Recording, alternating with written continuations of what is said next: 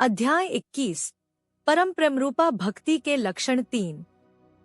इसमें शांडिल्य के अनुसार भक्ति के स्वरूप, जगत के प्रति आसक्ति और उससे मुक्ति तथा भक्ति शक्ति के महत्व को समझाया गया है। भक्ति वासना रूपी भ्रांति को दूर करने का उपाय है और यह जीव को अहंकार से मुक्त कराकर आनंद की ओर ले जाती है। जीव भक्ति शक्ति के हाथ की पुतली है और इसी में उसका हित है। भक्त आत्मा की जागृत शक्ति के प्रति अनुराग बनाए रखता है ताकि उसे सिद्धि प्राप्त हो सके। अध्याय 22 परम प्रेमरूपा भक्ति के लक्षण 4। नारद जी के अनुसार भक्ति का अर्थ है अपने हर काम और विचार को भगवान को समर्पित करना और उन्हें भूल जाने पर बेचैन हो जाना। सामान्य लोग जागृति और साधन काल में भगवान का अनुभव करने के बाद भी व्यवहार में उन्हें भूल जाते हैं, जो कि भक्त का लक्षण नहीं है। सच्चा भक्त हर समय भगवान का दर्शन करता रहता है, चाहे वह चल रहा हो, खा रहा हो, सो रहा हो या कुछ भी कर रहा हो। भक्त हर चीज में भगवान की शक्ति को देखता है, चाहे वह विचारों में हो या सांसों में। अगर भक्त का ध्यान हट जाए तो वह व्याकुल हो जाता है। भक्त हर घटना में शक्ति का अनुभव करना चाहता है। भक्ति धीरे धीरे विकसित होती है। पहले भक्त को शक्ति की क्रिया कुछ अंगों या चक्रों में महसूस होती है, फिर पूरे शरीर में। बाद में शरीर के अंदर और बाहर समान रूप से शक्ति का अनुभव होता है। अंत में भक्त अपने अंदर और बाहर व्याप्त शक्ति को अपना स्वरूप ही अनुभव करता है और उसका अहंकार समष्टि चेतना में विलीन हो जाता है। भक्ति की यात्रा अंतर की अनुभूति से शुरू होकर विराट दर्शन तक जाती है। भक्ति का आरंभ दूसरी अवस्था से माना जा सकता है, जहां भक्त शक्ति से विस्मृत होकर व्याकुलता का अनुभव करता है। नारद जी गौणी भक्ति, बाह्य प्रतीकों की भक्ति को भक्ति नहीं मानते हैं, बल्कि परम प्रेम रूपा भक्ति को ही भक्ति का स्थान देते हैं। भक्ति का उद्देश्य जीव को अहंकार से निकालकर समष्टि चेतना में स्थापित करना है, जो गौणी भक्ति से संभव नहीं है। भक्ति माया से मुक्त होने का एकमात्र उपाय है, क्योंकि जीव माया के जाल में फंसा हुआ है और केवल ईश्वर की कृपा से ही मुक्त हो सकता है। भक्ति सर्व स्वतंत्र है, उसे व्यक्त नहीं किया जा सकता और वह नित्य नवीन अनुभव कराती है। भक्ति मार्ग में कामना और आसक्ति बहुत बड़ी बाधा है। जहाँ भक्ति है वहाँ कामना नहीं हो सकती। भक्ति प्रभु कृपा से प्रभु प्राप्ति का मार्ग है, चित्त शुद्धि का मार्ग है, माया से दूर हटने का मार्ग है। इसलिए हर प्राणी को अपने भले बुरे पर विचार करके अपने कर्तव्य का निर्णय करना चाहिए और भक्ति के मार्ग पर चलना चाहिए। अध्याय 23 परम प्रेमरूपा भक्ति के लक्षण 5। इस अध्याय में गोपियों के प्रेम को भक्ति का सबसे बड़ा उदाहरण बताया गया है। नारद जी गोपियों के प्रेम को प्रेम का आदर्श बताते हैं। गोपियाँ कृष्ण की दीवानी थी और उनका प्रेम वासना रहित था। वे अपने परिवार और कर्तव्यों का पालन करती थी, लेकिन उनका मन हमेशा कृष्ण में लगा रहता था। कृष्ण से दूर रहने पर वे बेचैन हो जाती थी। गोपियों ने उद्धव को बताया कि कृष्ण के बिना वे योग नहीं कर सकती। गोपियों की एकाग्रता और लगन भक्तों के लिए प्रेरणा है। जिस तरह गोपियां दूध से मक्खन निकालती थी, उसी तरह भक्त अपने हृदय को भक्ति से कोमल बनाते हैं। भगवान ऐसे हृदय को चुरा लेते हैं, जैसे कृष्ण गोपियों का मक्खन चुराते थे। गोपियों के मन में कृष्ण हमेशा बसे रहते थे। वे मन में कृष्ण की बातें सुनती और बंशी पर मस्त हो जाती थी। वे प्रेमी भक्त के लिए ईश्वर को पति, भाई, गुरु के रूप में देखती थी। ज्ञान के बिना सुख नहीं मिलता। गोपियों का लक्ष्य हमेशा कृष्ण से जुड़ा रहता था। वे कभी सांसारिक आकर्षण में नहीं फंसती थी। भक्त का मन सुखदायक और शाश्वत विषय पर टिका रहता है। अध्यात्म स्थिर रहता है, इसलिए ध्यान भी स्थिर रहता है। जो भक्त परमार्थ से अलग हो जाते हैं, उनकी भक्ति झूठी हो जाती है। प्रेम में त्याग होता है, विषय वासना नहीं। भक्त हमेशा अपने मन को परमार्थ में लगाने की कोशिश करता है। जार भक्ति में परमार्थ सामने नहीं होता, उसमें केवल शरीर और सुख की चाह होती है। जार प्रेमी को वास्तविक सुख नहीं मिलता, क्योंकि उसकी वृत्ति बाहरी होती है। भगवान भक्त के साधन को नहीं, भाव को देखते हैं। अध्याय 24 परम प्रेम रूपा भक्ति फल रूपा।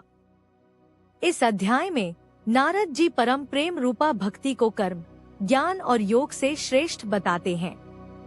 उनका तर्क है कि ये अन्य मार्ग चित्त में संस्कारों को जमा करते हैं, जबकि परम प्रेम रूपा भक्ति संस्कारों को क्षीण करती है और भविष्य में संचय को रोकती है। यह भक्ति अंतर से उदय होती है और संस्कारों को बाहर निकालती है। जब कर्म, ज्ञान और योग के संस्कार जागृत होते हैं, तो भक्त स्वाभाविक रूप से कर्म योगी, ध्यान योगी और ज्ञान योगी बन जाता है। कर्म, ज्ञान और योग परम प्रेम रूपा भक्ति को प्राप्त करने के साधन हैं, और जब यह आंतरिक अवस्था प्राप्त हो जाती है, तो साधक को इन साधनों की आवश्यकता नहीं रहती। भक्ति फल रूप है, जिसका अर्थ है कि यह कर्म, योग और ज्ञान के अभ्यास का फल है, और यह प्रत्यक्ष फलदायिनी भी है। यह चेतना को जागृत करती है, समाधि की भावना उत्पन्न करती है और समाधि की सिद्धि कराती है। अभिमान ईश्वर को अप्रिय है और दीनता प्रिय है। परम प्रेम रूपा भक्ति का आरंभ चित्त में दृष्टा भाव से होता है, जो अभिमान को कम करता है। दीनता जीव का स्वाभाविक गुण है, लेकिन इसका दुरुपयोग नहीं करना चाहिए। सच्ची दीनता प्रभु के प्रति होनी चाहिए। ज्ञान परम प्रेम रूपा भक्ति की प्राप्ति का एक साधन है, लेकिन अनुभव भी महत्वपूर्ण है। जब तक अंतर शक्ति की जागृति का प्रत्यक्ष ज्ञान नहीं होगा, तब तक भगवती शक्ति से प्रतीति संभव नहीं है। कुछ आचार्य भक्ति और ज्ञान को एक दूसरे के आश्रित मानते हैं, लेकिन परम प्रेम रूपा भक्ति में भक्ति और ज्ञान में कोई अंतर नहीं रहता। ब्रह्मा कुमारों का मत है कि भक्ति स्वयं फल रूपा है और उसे किसी दूसरे के सहारे की आवश्यकता नहीं है। जिस प्रकार राज दरबार में आदर प्राप्त होने का फल निर्धनता का दूर होना है, उसी प्रकार भक्ति प्राप्त होने का फल मुक्ति है। इसलिए भक्त मुक्ति नहीं मांगते, भक्ति ही मांगते हैं, क्योंकि भक्ति प्रेम रूपा है। अध्याय 25 परम प्रेम रूपा भक्ति प्राप्त करने के साधन 1। अध्याय 25 का सारांश, परम प्रेम रूपा भक्ति प्राप्त करने के साधन। इस अध्याय में नारद जी परम प्रेम रूपा भक्ति को प्राप्त करने के साधनों पर चर्चा करते हैं। इन साधनों को 2 भागों में बांटा गया है: यत्न साध्य, प्रयास द्वारा प्राप्त, और कृपा साध्य, ईश्वर की कृपा से प्राप्त। यत्न साध्य साधन कठिन है, क्योंकि उनमें लंबे समय तक धैर्य और समर्पण की आवश्यकता होती है। इनमें विषय त्याग, वासनाओं का त्याग और संग त्याग, बुरे लोगों से दूर रहना शामिल है। विषय त्याग में भक्त इंद्रियों को वश में रखता है और सांसारिक सुखों से दूर रहता है। संग त्याग में भक्त नकारात्मक प्रभावों से खुद को बचाता है। वैराग्य, जो आसक्ति का त्याग है, भी महत्वपूर्ण है। वैराग्य का अर्थ है दुनिया में रहते हुए भी दुनिया से अप्रभावित रहना। यह विषयों में दोष देखना और उनसे दूर रहना है। अभ्यास और वैराग्य से मन को नियंत्रित किया जा सकता है। निरंतर और अखंड भजन, ईश्वर का लगातार स्मरण भी परम प्रेम रूपा भक्ति प्राप्त करने का एक साधन है। जब तक ईश्वर की अनुभूति न हो जाए, तब तक ईश्वर की सर्वव्यापकता की भावना रखनी चाहिए। सभी कर्म ईश्वर की सेवा समझकर करने चाहिए। अखंड भजन करते समय धैर्य रखना आवश्यक है। भक्त को फल की चिंता किए बिना अपने प्रयासों पर ध्यान केंद्रित करना चाहिए। हर परिस्थिति में ईश्वर की कृपा का दर्शन करना चाहिए। अध्याय 26 परम प्रेम रूपा भक्ति प्राप्त करने के साधन 2। यह अध्याय परम प्रेम रूपा भक्ति प्राप्त करने के साधनों पर आधारित है। इसमें लोक समाज में भगवत गुण श्रवण और कीर्तन के महत्व को समझाया गया है। नारद जी बताते हैं कि भक्तों को सामाजिक जीवन में भी भगवत गुण श्रवण में रुचि रखनी चाहिए और सत्संग सुनना चाहिए।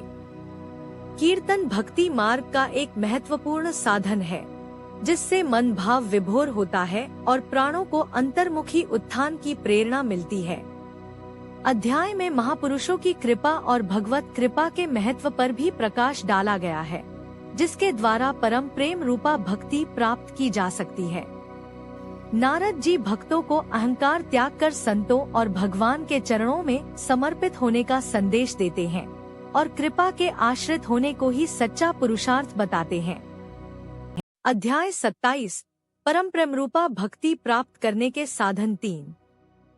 यह अध्याय परम प्रेम रूपा भक्ति प्राप्त करने के साधन पर केंद्रित है, विशेष रूप से तीसरे भाग पर। इसमें महापुरुषों के संग, साधु संतों के साथ के महत्व पर प्रकाश डाला गया है, जिसे दुर्लभ, अगम्य और अमोघ बताया गया है।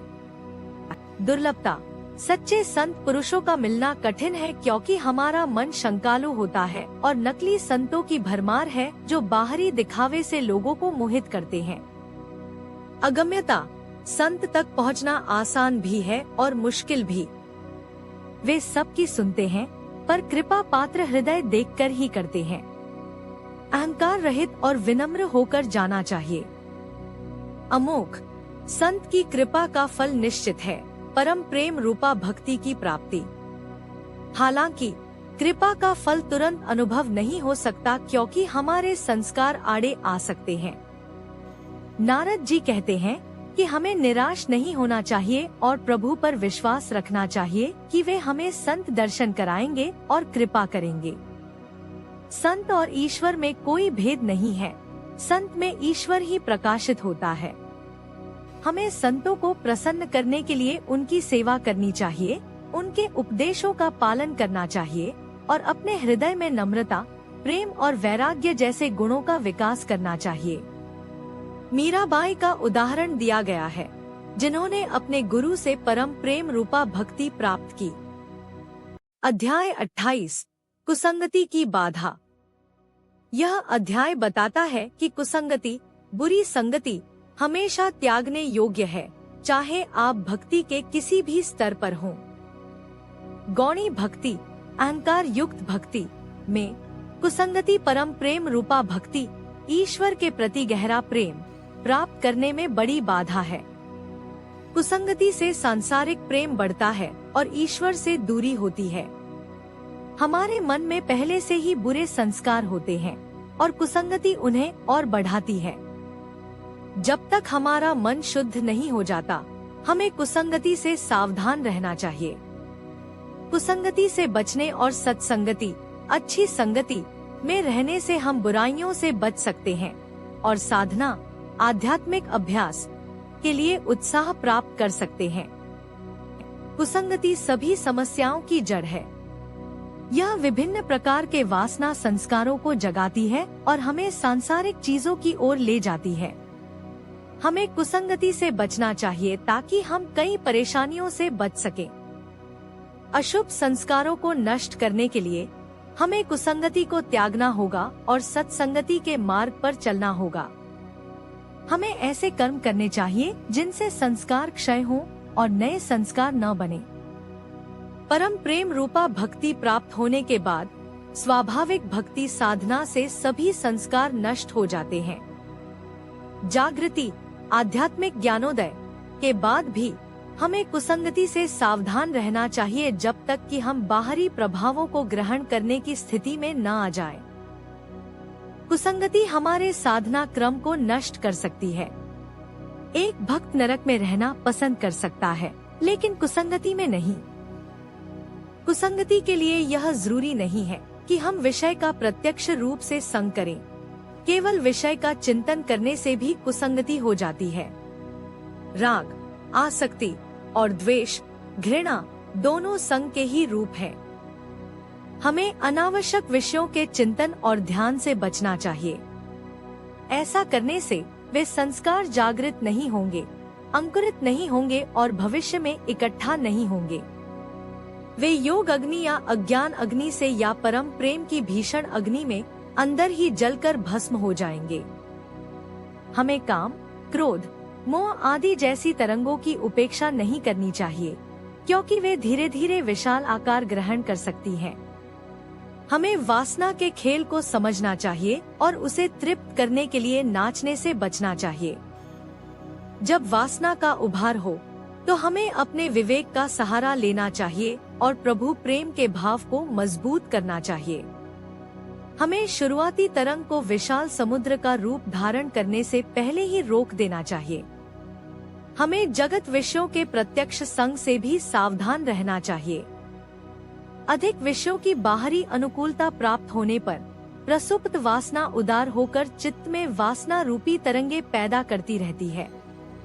यदि भक्त कुसंगति का अवसर ही न आने दे तो उसका कार्य बहुत हल्का हो जाता है।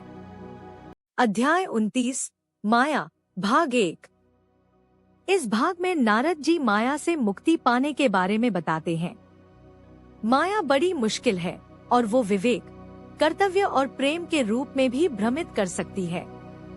माया से वही तरता है जिसके सामने से प्रभु अपनी माया समेट लेते हैं। प्रभु को प्रसन्न करने के लिए 3 योग्यताएं हैं: सब संगों का त्याग, महापुरुषों की सेवा और ममता रहित होना। संग त्यागने से ममत्व अपने आप समाप्त हो जाता है और महानुभावों की सेवा से दिव्य भावों को प्रकट करने की क्षमता मिलती है। इन साधनाओं का लक्ष्य चैतन्य को प्रति प्रसव प्रवाह में लाकर संस्कारों को शुद्ध करना और आत्मानंद का अनुभव करना है। भक्त को एकांत प्रिय होना चाहिए और उसे लौकिक बंधनों को तोड़ने की आवश्यकता नहीं है, क्योंकि वे स्वयं ही टूट जाते हैं। स्वाभाविक वैराग्य का उदय होना चाहिए और योग क्षेम की चिंता से भी मुक्त होना चाहिए। तभी भक्त मायातीत अवस्था प्राप्त कर सकता है। अध्याय 30 माया भाग 2। इस भाग में कर्मफल त्याग, कर्म संन्यास और वैराग्य के विभिन्न स्तरों पर चर्चा की गई है। इसमें बताया गया है कि जो कर्मफल का त्याग करता है निर्द्वंद्व हो जाता है और माया से परे चला जाता है। कर्म संन्यास में कर्मों का अहंकार नहीं होना चाहिए। भक्ति में जब ईश्वर की भक्ति और शक्ति भक्त के समक्ष होती है तो अहंकार गलित हो जाता है। वैराग्य के विभिन्न स्तर हैं: यतमान, व्यतिरेक, एकेंद्रिय और परम वैराग्य। भक्त को किसी भी स्तर पर आसक्त नहीं होना चाहिए और केवल प्रभु के प्रति प्रेम बनाए रखना चाहिए। ऐसा परम वैरागी और परम प्रेमी भक्त ही माया से तर जाता है और दूसरों को भी तारता है। ऐसे महापुरुष ही दूसरों को माया से पार जाने का मार्ग दिखाते हैं।